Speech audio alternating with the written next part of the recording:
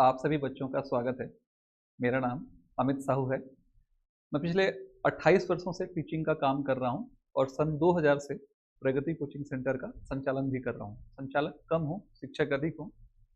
Maths मेरा मुख्य विषय है और मेरे कण-कण में मैथ्स का वास है। बहुत सारी कक्षाएं ऑफलाइन चलती हैं, ऑनलाइन भी चलती हैं। जो क्लासेस कोचिंग है, क्लास 6 से लेकर 12 तक, इस क्लासेस कोचिंग को ऑनलाइन प्लेटफॉर्म के माध्यम से छत्तीसगढ़ के दूरस्थ ग्रामीण अंचलों तक पहुंचाने का काम हम आज से कर रहे हैं। यानी मुख्य रूप से इस साल हम class 10th CG board, class 10th CBSE, class 10th CBSE के इंग्लिश मीडियम और क्लास 10th सीजी बोर्ड के हिंदी इंग्लिश दोनों मीडियम को हमने लक्ष्य के रूप में साधा है। बहुत ही सस्ती दर पर, बहुत ही कम कीमत पर कोर्स हम निकालेंगे। कोर्स लेना, कोर्स नहीं लेना, ये सेकेंडरी है।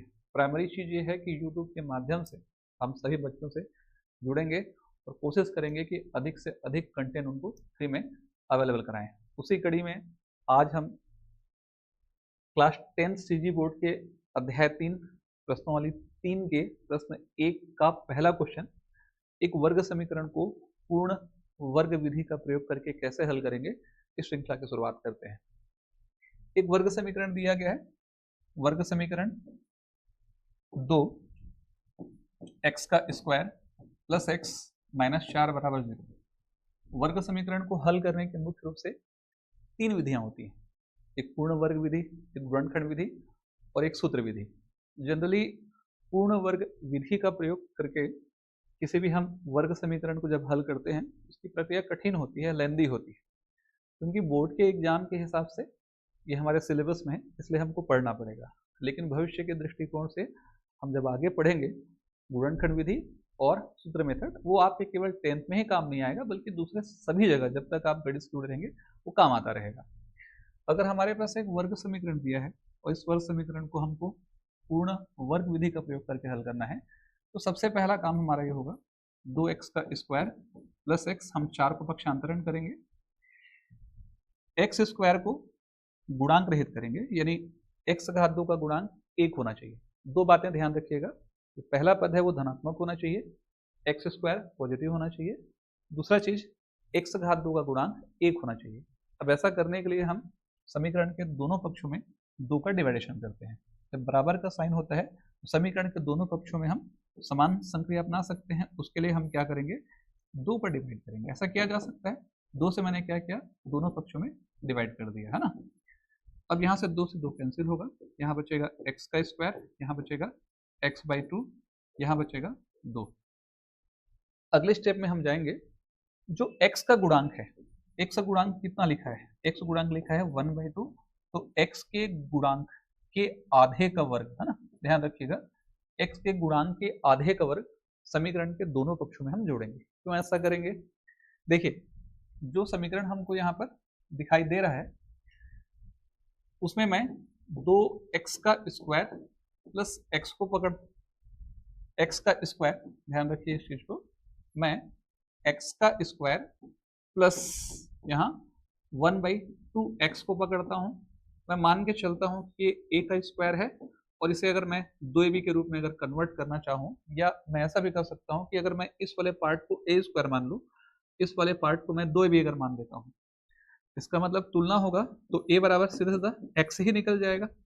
अब जब आप कंपेयर करेंगे 2ab बराबर x/2, तो ऐसे कंडीशन पे जब आप 2ab का मान x/2 रखते हैं, अभी आपने ये मान के चला है कि ये जो है x के बराबर है, तो ये x में कन्वर्ट हो जाएगा, बराबर x/2, यहाँ से x कैंसिल होगा, तो 2b का उत्तर मेरे पास 1/2 बचेगा।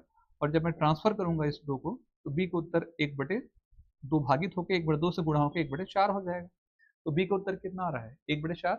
और मुझे अगर पूर्ण वर्ग विधि का प्रयोग करना है तो a स्क्वायर प्लस 2ab के साथ मुझे क्या चाहिए, b का स्क्वायर चाहिए। तो b का उत्तर किसके बराबर है, 1/4 के बराबर है।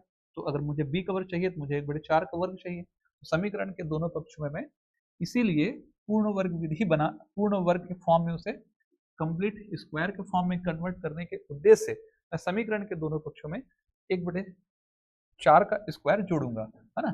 x का स्क्वायर यहाँ पर आ जाएगा, 1/2x हो जाएगा और यहाँ 1/4 पूरे का क्या हो जाएगा, होल स्क्वायर।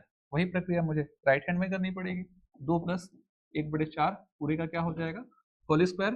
तो x का स्क्वायर हो जाएगा, x/2 हो जाएगा। यहाँ 1/4 का स्क्वायर का मतलब होगा कितना, 1/16, या इसे आप 1/4 के रूप में ही रहने दीजिए, है ना। यहाँ पे समझिएगा इस चीज को, यहाँ 2 पहले सरल कर लेते हैं, यहाँ 1/16, यहाँ लघुत्तम निकालेंगे, 16 दूनी 32 और एक कितना हो जाएगा, 33/16। लेफ्ट में हमने इसी उद्देश्य से इसको ऐसा कन्वर्ट किया है। पहला जो पार्ट है वो किसी का वर्ग है, दूसरा भी किसी का वर्ग है, तो ये a है, ये b है, मतलब एक प्रकार से x + 1/4 पूरे का क्या हो जाएगा, होल स्क्वायर।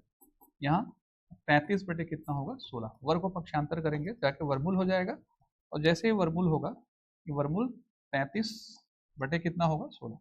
वर्गमूल जब हटता है तो सामने में ध्यान रखिएगा धन ऋण लग जाएगा। x धन 1/4, x धन 1/4 बराबर कितना है हमारे पास, वर्गमूल 33 और वर्गमूल 16 का मान हो जाएगा 4।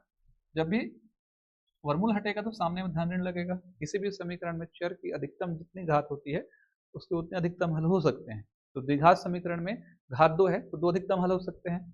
तो ऐसे कंडीशन पे अब मैं क्या करूंगा, पर प्लस का साइन ले लूंगा, x धन 1/4 बराबर धन वर्गमूल 35/4, इधर से पक्षांतर करूंगा तो x बराबर -1/4 धन वर्गमूल 33/4, हल करिए, -1 + वर्गमूल 33/4, ये हो गया हमारा x का पहला उत्तर। धन का साइन वर्गमूल के पहले, एक बार ऋण का साइन लेंगे हम तो x बराबर क्या निकल जाएगा, -1/4 -√33/4। हर समान है, अंश डायरेक्ट हल हो जाएगा, तो -1 -√33 डिवाइडेड बाई कितना हो जाएगा, 4 हो जाएगा।